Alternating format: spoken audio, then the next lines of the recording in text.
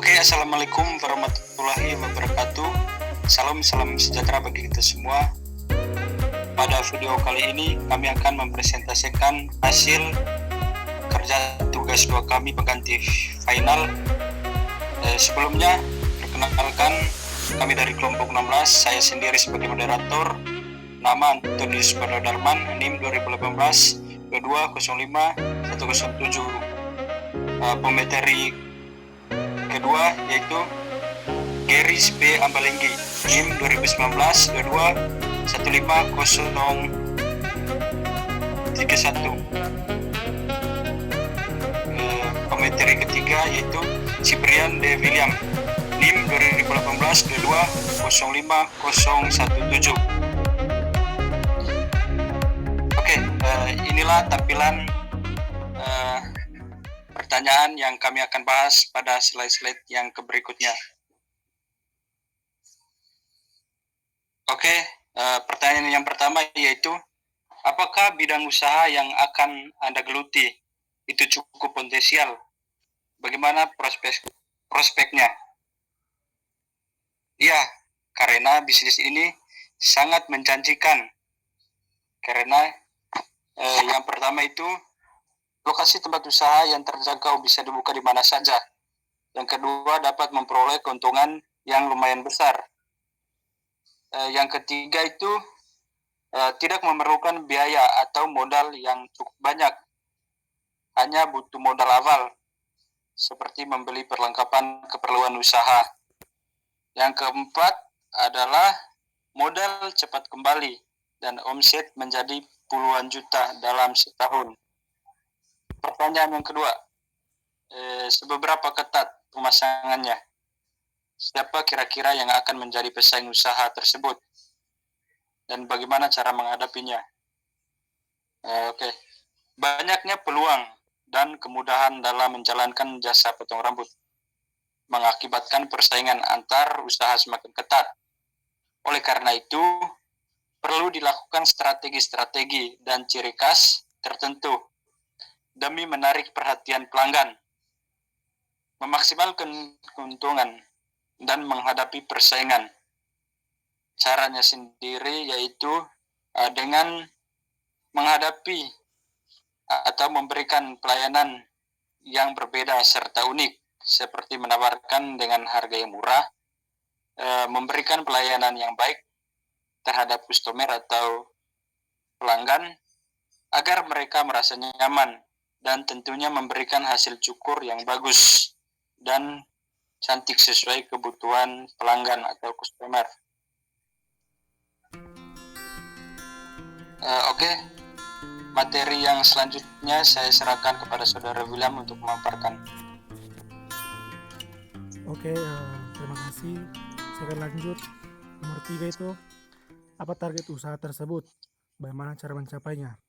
Yang pertama, menciptakan hasil cukur yang lebih baik dan tentunya keren dan memuaskan bagi pelanggan. Yang kedua, mencapai keuntungan atau omset yang besar. Yang ketiga, mencapai target penghasilan per bulan tetap stabil. Yang keempat, mampu bersaing dengan usaha yang sejenis. Cara mencapainya yaitu dengan cara melakukan inovasi serta membuat konsumen nyaman dan akan berlangganan dengan jasa usaha kita. Terus yang keempat itu dari segi hukum, apa yang perlu disiapkan? Apa ada penghalangnya? Dalam memberikan usaha barbershop diperlukan beberapa izin ke beberapa instansi yang terkait pengurusan surat izin usaha perdagangan atau SIUP, yaitu dengan biaya sebesar 2 juta rupiah. Terus yang kelima, apa nama usaha atau perusahaan tersebut? Usaha kami beri nama Helfree Salon.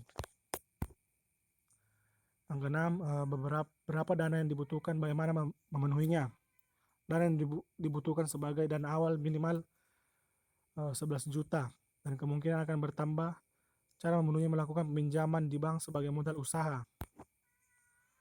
Yang ketujuh, di mana usaha tersebut akan dijalankan? Apakah sudah mempersiapkan kantornya? Kami tak perlu kantor. Kami jalankan bisnis ini bersamaan dengan usaha tante saya, itu Salon Helfree. yang dimana salon ini merupakan salon kecantikan yang melayani orang rebonding rambut, totok wajah, dan layanan yang lain-lain bagi wanita. Nah, disinilah saya mengambil kesempatan berbisnis karena biaya sewa tempat tidak perlu dibayar. Karena memang usaha bisnis dijalankan di rumah dan mudah diidentifikasi serta diingat karena lingkungan sekitar sudah mengetahui keberadaan salon Helfree ini. Yang kedelapan itu sarana atau peralatan apa untuk sarananya yang perlu disiapkan adalah alat-alat perlengkapan cukur serta peralatan kebutuhan desain interior. Apa tersedia asuransi yang memadai? Barbershop ini memberikan jaminan perawatan rambut yang lengkap, mulai dari konsultasi dari tukang cukur yang berpengalaman. Para konsumen biasa bertanya potongan rambut apa yang sesuai dengan wajah ataupun bentuk kepala sehingga hasilnya sempurna, dan juga memberikan garansi cukur selama 2 hari. Oke, saya serahkan kembali ke moderator.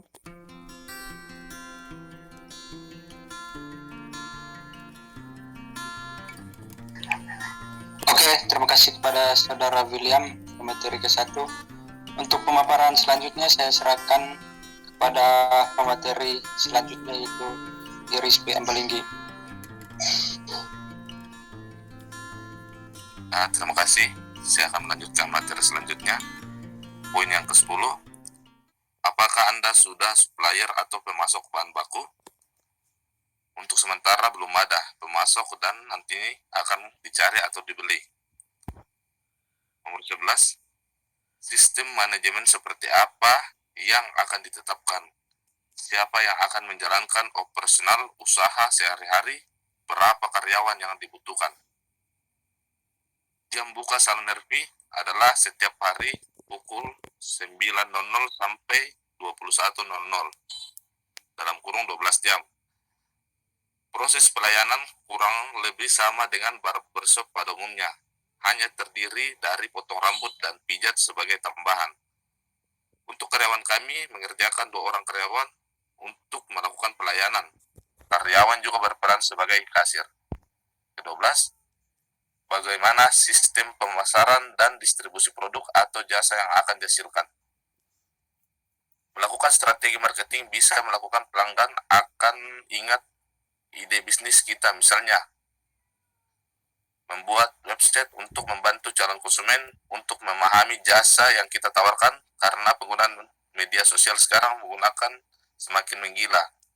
Banyak orang jadikan sebagai sarana promosi.